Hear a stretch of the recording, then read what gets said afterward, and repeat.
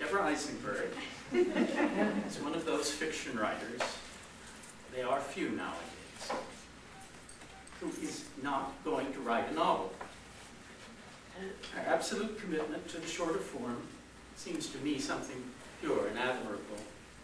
As a matter of fact, her stories are longish and read like novels.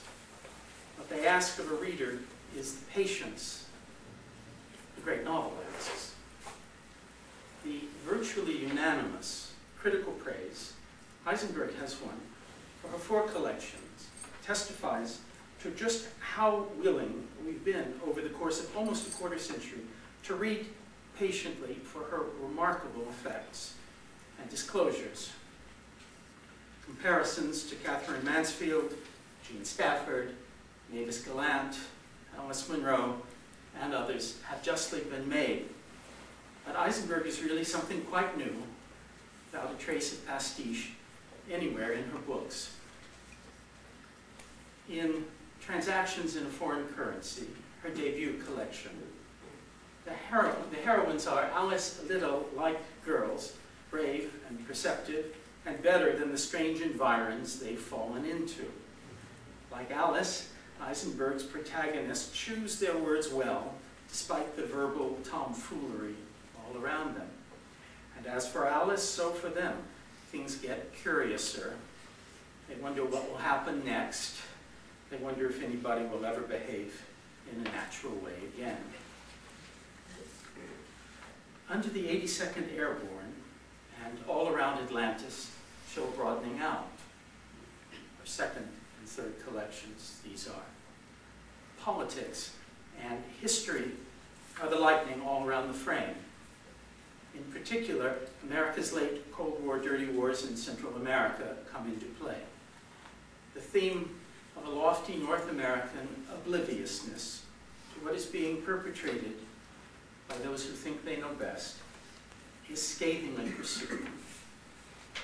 North American innocence becomes, in these 2 books, the 2nd and the 3rd, Eisenberg's great theme. The 4th collection, Twilight of the Superheroes, is not easy to describe in its myriad effects. The original gift for emotional accuracy, deepened through the years, is applied now to tragic situations, tragic outcomes. Some Other Better Otto, very remarkable story, gives, from the point of view of a middle-aged man helplessly watching his sister's decline, a restrained and wrenchingly beautiful depiction of schizophrenia. At a certain point, writes Eisenberg, as she wandered out among the galaxies, among the whirling particles and ineffable numbers, something leaked in her mind, smudging the text of the cosmos, and she was lost.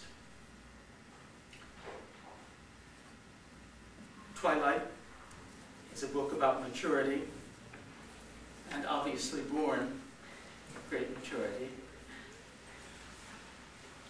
In her radiant story, like it or not, the character wonders, how did it happen? Oh, it's hard to believe, isn't it, that it's the same person who has lived each bit of one's life. The stories are all about the end of things, illusions, struggles, hopes, and about the fascination that one is afterwards still the same somebody.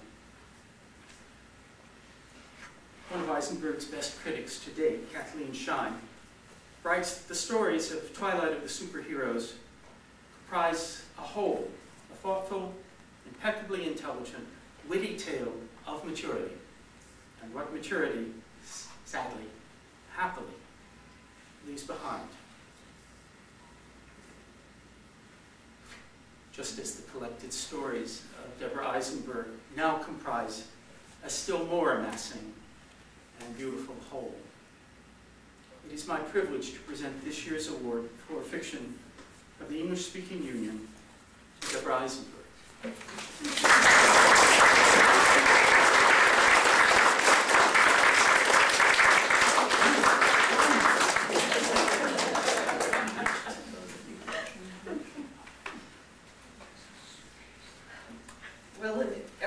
okay, this is one of the most surprising things that's ever happened to me.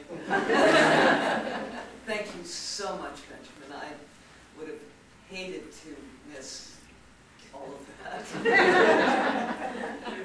It really is a great honor, and I'm just amazed to find myself in an ambassadorial capacity for the first time in my life. No one could have predicted it. Thank you. It was, this represents really all of my work, so I couldn't be more honored. Thank you so much.